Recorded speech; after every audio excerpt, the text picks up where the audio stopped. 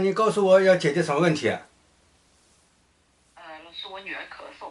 哦，刚才我看到一个柱子啊，就像它刚才很像一根线啊，从上面延下来，穿过那喉咙啊，一直延下去呢，可以穿透身体的，一直往下延呐、但是这个割不断的，卡在喉咙那地方，卡在喉咙那地方，啊啊，那你说既然割不断了，我就让开点位置啊，我推开一点啊，不要在那个位置上。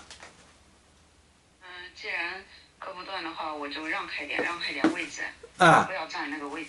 哎，不然在那位置上，那根那个垂直线，那根垂直线就是从喉咙那边就离开了。他告诉你这个症状，那个刚才看了吧？这个是外星人，我不是讲到有根柱子嘛，天地之间一根柱子嘛，他重新放一根柱子，放这根柱子的时候呢，要看它垂直不垂直，他就那个小碟啊，就从那天上放下来。放下来，它就慢慢像一个我们地球的那一根线吊到一个重的东西啊，来撑那个锤子啊。垂直。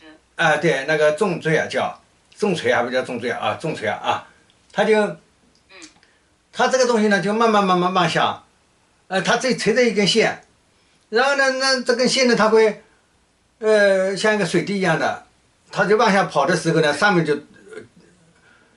就自动就往下了。然后呢，又变成一个水滴的形状，又往下了，就一点点往下，一点点往下。然后呢，往下以后呢，它又割不断那个东西啊，就是一个测量那个垂直不垂直啊，这个东西啊，外星人的东西，神奇吧？只要眼睛看得见。哦，它是像水滴一样下来，看它垂不垂直。对。然后放这个柱子。对，在这柱子边上，在柱子边上测那个柱子垂着不垂直啊？这个那是天使之国发来的。他说，河南有个人呢，在其中那个生活，天天去拍那个海滩，然后呢，今天就发了这个以后，他觉得咦，这个好像还没见过这东西嘛。那他这么一说呢，我刚才还在写标题嘛，就没有马上拍。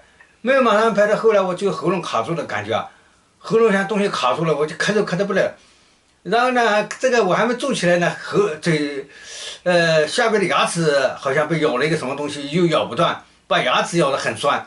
那我意识到可能同那有关，我连忙一拍没3个，就是那个是像一个胶体这样的东西，割不断，切不断，只保持垂直位，有这么一个东西哦。是这么一个啊，好。那就是说他没办法把它移走啊，他就垂直在那个位置上，只有人推开一点，对，人移开就不再卡在喉咙那个地方就好了啊。好，好，那就这样啊，